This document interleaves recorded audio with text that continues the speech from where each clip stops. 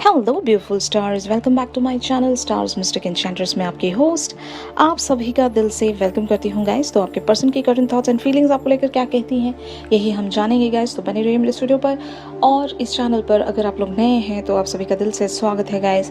Please subscribe कर लीजिए इस चैनल को और बेल नोटिफिकेशंस को भी ज़रूर हिट कर लीजिए ताकि इस चैनल से न्यूएस्ट वीडियोज़ की अपडेट्स आपको मिलती रहें। A quick disclaimer here guys, these are the general readings, may or may not resonate with each and everyone out there।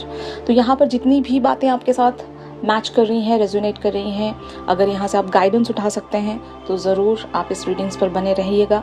और जो भी बातें यहाँ से आपके साथ रेजोनेट ना करें, kindly leave those energies guys. Fine, तो चलिए बढ़ते हैं एनर्जीज की तरफ। जैसे कि यहाँ पर आप लोग कार्ड्स में देख सकते हो the emperor, 5 of wands, the sun and 3 of coins.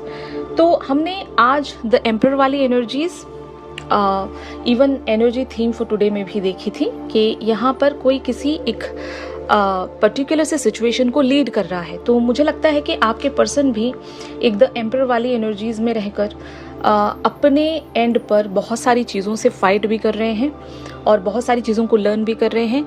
एक कैलकुलेटिव अप्रोच इनका भी है किसी पर्टिकुलर सी डायरेक्शन को लेकर, और ये मोस्टली आपसे रिलेटेड हो सकता है। इनके अंदर एक इनर स्ट्रगल बना हुआ था, किसी बात को लेकर ये काफ़ी ज़्यादा सोच रहे थे, लेकिन अब ये शायद एक द सन वाली एनर्जीज में बने हुए हैं। काफ़ी सारी क्लैरिटी इन्हें मिल चुकी है और मैं ऐसा भी कह सकती हूँ कि कुछ बातें इनके लिए अनक्लियर थी गाइस।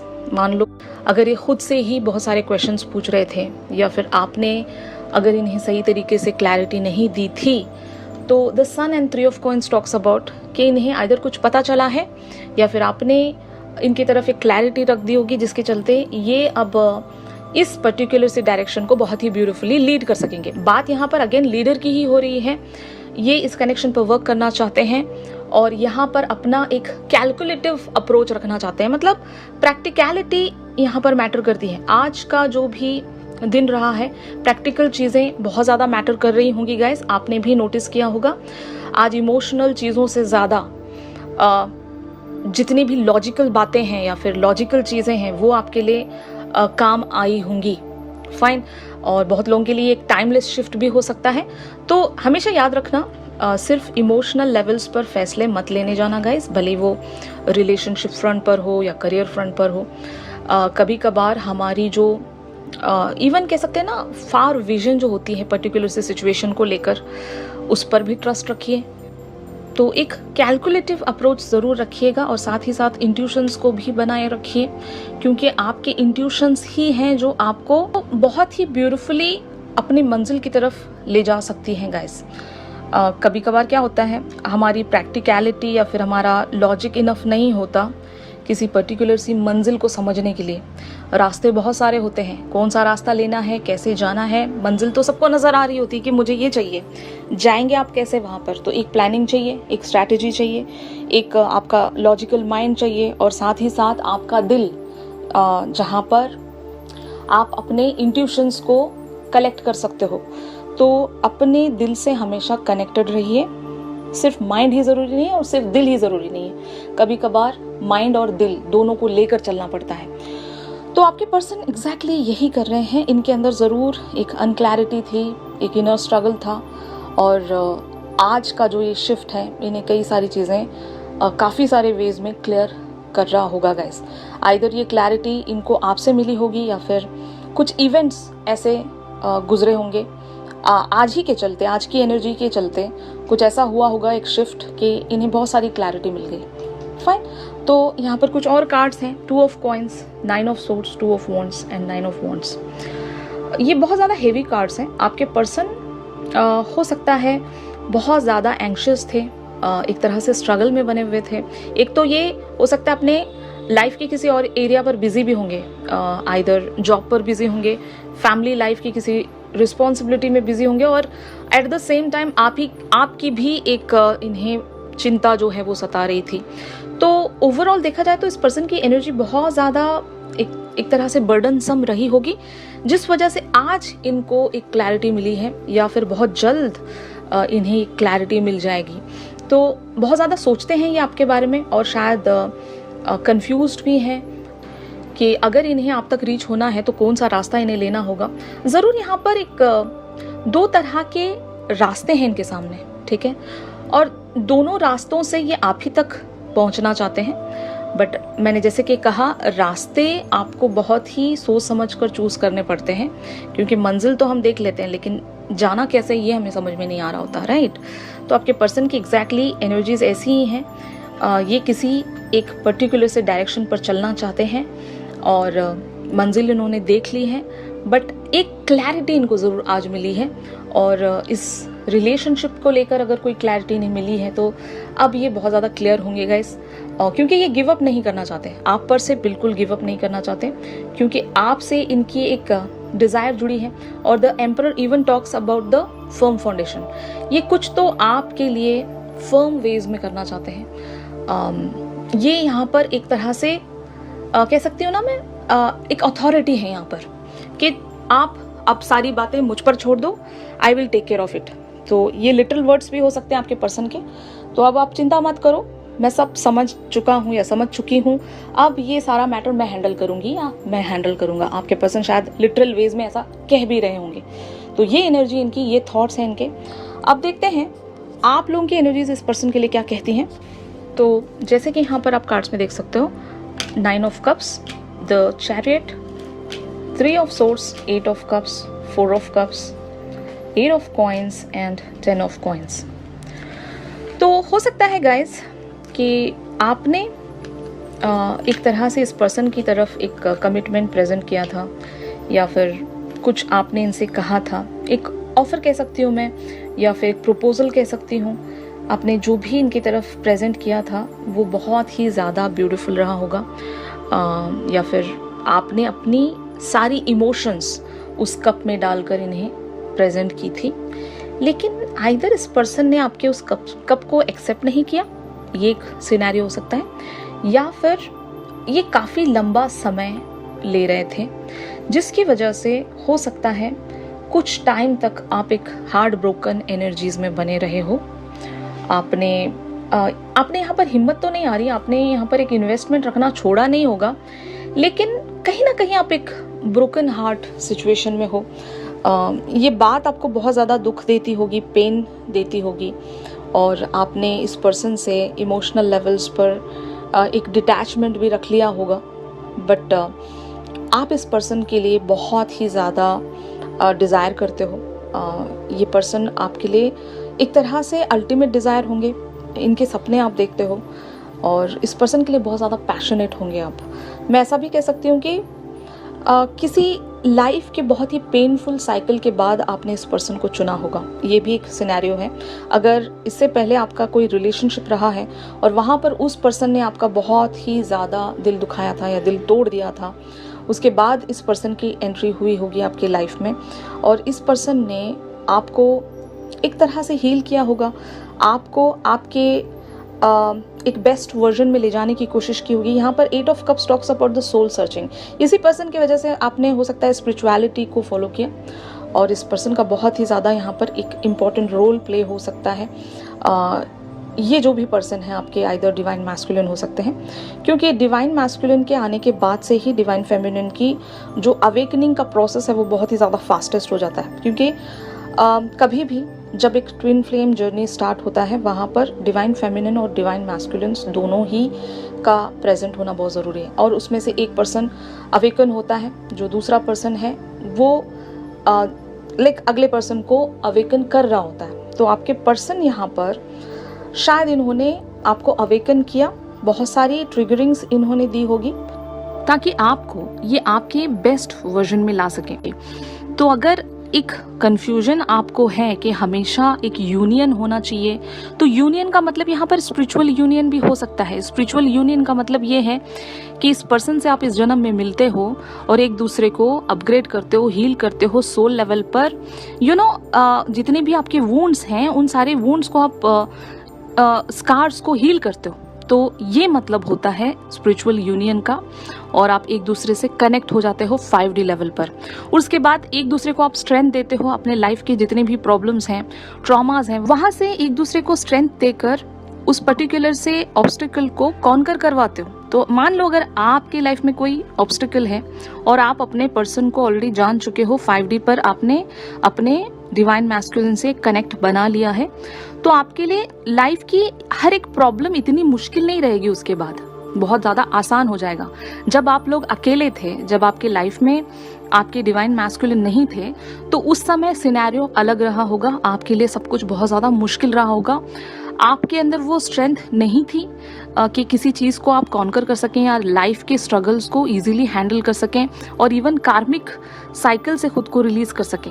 लेकिन आपने एक चीज़ नोटिस की होगी कि जब से आपके ट्विन फ्लेम आपकी लाइफ में आए हैं, उसके बाद से आपके लिए चीज़ें कितनी ज़्यादा ईजी हो गई हैं, कितनी ज़्यादा आप अपने अंदर वो एक मोटिवेशन सेंस कर सकते हो, इंस्पिरेशन देख सकते हो। अब आपके लिए कुछ भी मुश्किल नहीं लगता होगा। फाइन, तो ये रीज़न होता है। तो यहाँ पर एक क्लैरिटी रख लीजिए कि हर बार फिजिकल यूनियन ही यूनियन नहीं होता, स्पिरिचुअल यूनियन भी यूनियन ही होता है।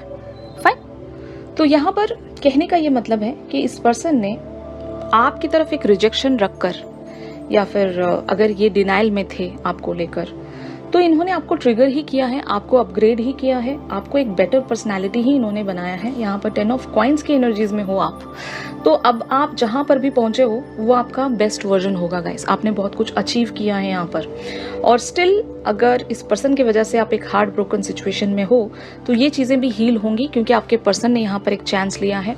इन्होंने इस जर्नी को या इस कनेक्शन को लीड करने का डिसाइड कर लिया है। हो सकता है आप दोनों मिलकर कुछ को क्रिएट कर सकते हो इस जन्म में, और को क्रिएट करने का मतलब ये है कि आप लोगों का कोई सोल पर्पस हो सकता है। तो आप दोनों मिलकर यूनिवर्स के लिए कुछ कर सकते हैं, या फिर नहीं तो एटलीस्ट एक दूसरे को एक बेटर पर्सनालिटी आप जरूर बना सकते हो। तो एक दूसरे को जब आप अपग्रेड कर रहे हो, तो इसको भी हम को क्रिएट ही कहेंगे। फाइन, तो अब देखते हैं कि where the whole scenario is leading. देख सकते हो king of coins, 5 of coins, the hangman, 9 of coins, the hierophant, judgement and queen of coins. तो it's a very great shift. यहाँ पर जो आपके पर्सन आपको एक इंतजार में ले जा रहे हैं, या फिर बहुत ही स्लो इनका एक्शन या इनका जो भी एक अप्रोच है बहुत ही अगर स्लो है, तो ये टाइम फ्रेम भी गुजर जाएगा। कहने का ये मतलब है एवरीथिंग इज डेस्टाइंड हियर। अगर ये पर्सन बहुत ज़्यादा टाइम लगा रहे हैं गाइस, तो इसमें भी आप ही की भलाई है।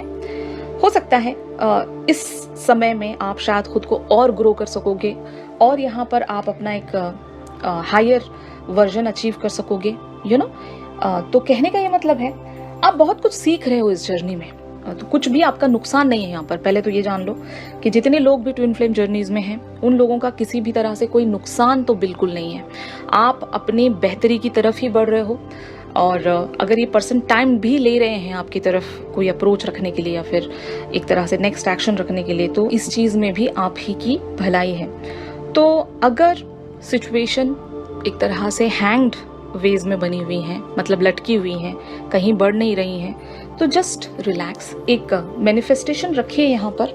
जितने लोग भी मैनिफेस्टेशंस रखते हैं वो लोग जानते हैं कि अनकंडीशनैलिटी क्या होती है। मतलब जब आपने कुछ एक विश या डिज़ायर रख दी यूनिवर्स की तरफ, तो आप यूनिवर्स से ये कहते हो कि अब इसका आउटकम है, जो रिजल्ट है वो आपके हाथ में है, मतलब यूनिवर्स के हाथ में है, गॉड के हाथ में है। मेरी बस ये विश है, मुझे ये पूरी करके दी जाए, दैट्स इट। अब आपको नहीं पता कि कब होगी और कैसे होगी, क्या उसका प्रोसेस है, ये आपको नहीं पता, बट आपकी जो विश है उसमें आपकी जो इंटेंशंस हैं वो बहुत ज़्यादा प्योर होनी चाहिए। आप जो भी मांग रहे हो भगवान से, यूनिवर्स से, उसमें मतलब ना तो किसी का हार्म होना चाहिए, किसी का ना तो नुकसान होना चाहिए, ना ही वो एक गलत विश भी नहीं होनी चाहिए। अगर आपकी विश सही है, प्योर इंटेंशन के साथ रखी गई विश है, तो वो विश आपकी पूरी होती है। ठीक है, यूनिवर्स भी ऐसे ही वर्क करता है हमारे लिए। जब आप कुछ अच्छा चाह रहे हो, जिसको हम कह सकते हैं ना एक वैलिड विश हम जिसको कहेंगे, जो यूनिवर्स के हिसाब से वैलिड रहे, तो आपको देखना पड़ेगा कि आप जो मांग रहे हो उसमें किसी का नुकसान तो नहीं है ना। फाइन, और अगर मैं ये जो चीज़ मांग रही हूँ क्या ये यूनिवर्सल लेवल पर गलत है, ये भी आपको सोचना पड़ेगा। ठीक है, तो आप ऐसी चीज़ बिल्कुल नहीं चाहोगे जो किसी के लिए गलत होगी, या फिर आपके खुद के लिए भी अगर कोई चीज़ गलत है तो आप ऐसी चीज़ बिल्कुल नहीं मांगोगे यूनिवर्स से, इसीलिए आप सरेंडर करोगे रिजल्ट्स को। तो ऐसी चीज़ें आपको सीखनी है, अगर अभी तक आपने नहीं सीखी है। यहाँ पर क्वीन ऑफ कॉइंस की एनर्जीज यही कहती हैं कि आपको स्टिल बहुत ज़्यादा ग्राउंडिंग अपने अंदर लेकर आनी है। यहाँ पर the hierophant and the judgment talks about कि आप अपने बेटर वर्जन की तरफ बढ़ोगे। यहाँ पर कुछ चीज़ें जो बाय बुक हैं, मतलब जो लिखी जा चुके हैं, यूनिवर्सल लॉज पर बेस्ड हैं, वैसे वर्जन में आपको यहाँ पर पुश किया जा रहा है। अगर आपके पर्सन यहाँ पर एक इंतज़ार में आपको डालकर बैठे हैं गाइस, तो ये आपके लिए अच्छा कर रहे हैं। ये एम्परर बने हुए हैं, ट्रस्ट देम।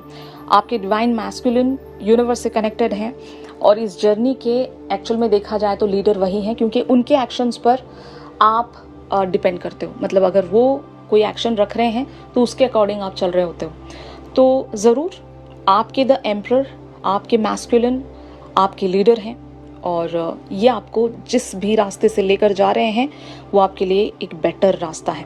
और उस रास्ते से जब आप जाओगे तो आपकी जो डेस्टिनेशन है वो आपको ज़रूर मिलेगी, 100% मिलेगी। भले ही आप यहाँ पर डिवाइन फेमिनिन हो, आप भी, आपके अंदर भी एक लीडरशिप क्वालिटी है, लेकिन जब आपने एक तरह से लीडर अपने मैस्कुलिन को बनाया हुआ है तो you can just trust them, क्योंकि वो जो भी कर रहे होते हैं पहले तो वो अपना लॉजिकल माइंड भी लगाएंगे, और क्योंकि वो इंट्यूशनली आपसे कनेक्टेड है तो नेचुरली आप दोनों मिलकर ही यहाँ पर कुछ को क्रिएट कर रहे हो। गेटिंग माई पॉइंट ना? आई होप आपको समझ में आ रहा होगा कि मैं क्या यहाँ पर कन्वे करना चाहती हूँ। तो आप अपनी मैनिफेस्टेशन रखना मत छोड़िएगा, और इस पर्सन से सबकॉन्शियस लेवल पर एक कनेक्ट में रहना मत छोड़िएगा। मतलब 5D लेवल पर इनके साथ एक टेलीपैथिक वेज में कनेक्शन बनाकर रखिए, ताकि ये अपना लॉजिकल माइंड और आपकी इंट्यूशन दोनों का इस्तेमाल करते हुए आपको अपनी डेस्टिनेशन की तरफ लेकर जाएं। वैसे तो आपके पर्सन बहुत ज़्यादा क्लैरिटी में मुझे नज़र आ रहे हैं, हमने इनकी एनर्जी डिस्कस की ही थी। और अगर आपके अंदर क्लैरिटी नहीं है गाइस, तो जस्ट अपने आप को सॉर्ट आउट कर लीजिए और ग्राउंड कर लीजिए। जितने लोग भी इनर वर्क करते हैं उनके लिए तो कोई प्रॉब्लम की बात नहीं है, जितने लोग नहीं करते हैं उन लोगों से मैं यही कहूँगी कि और यहाँ पर बहुत ज़्यादा ग्राउंडिंग की ज़रूरत है।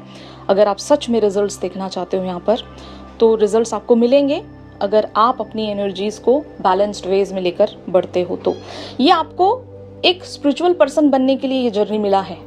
पहले तो ये समझना है आपको, मैंने आपको जो मिडल ऑफ दिस रीडिंग बता दिया है कि व्हाट इज़ यूनियन। तो यूनियन का मीनिंग आपको सही वेज में समझना पड़ेगा, तभी यहाँ पर चीज़ें मिराकुलसली टर्न होंगी। और फिजिकल यूनियन भी बहुत बड़ी बात नहीं है। जब आपका स्पिरिचुअल यूनियन हो चुका है तो फिजिकल यूनियन बहुत ईजी है गाइस, याद रखना। तो पहले स्पिरिचुअल यूनियन को अचीव करने की कोशिश कीजिए, उसके बाद फिजिकल यूनियन आपका हो ही जाएगा। फाइन, तो यही था आज के शिफ्ट में। अगर ये शिफ्ट आप लोगों के साथ रेजोनेट कर रहा है तो ज़रूर मेरी इस वीडियो को लाइक कीजिए। इस पर्सन की और आपकी म्यूचुअल जो फीलिंग्स हैं एक दूसरे के लिए, ये हम एक चैनल सॉन्ग के थ्रू ज़रूर जानेंगे गाइस। तो मेरी इंस्टा स्टोरी आप चेक कर सकते हो चैनल सॉन्ग के लिए, और इंस्टा आईडी का लिंक आपको इस वीडियो की डिस्क्रिप्शन से मिल जाएगा। ऑलराइट, और अगर आप मुझसे प्राइवेट सेशंस चाहते हो तो मेरी दी गई कॉन्टैक्ट डिटेल्स पर आप लोग मुझसे कॉन्टैक्ट कर सकते हो गाइस। तो चलिए मिलते हैं अपनी अगली रीडिंग्स में, तब तक के लिए आप सभी अपना ख्याल रखिए। Stay positive, stay safe, God bless you all, take care, bye bye.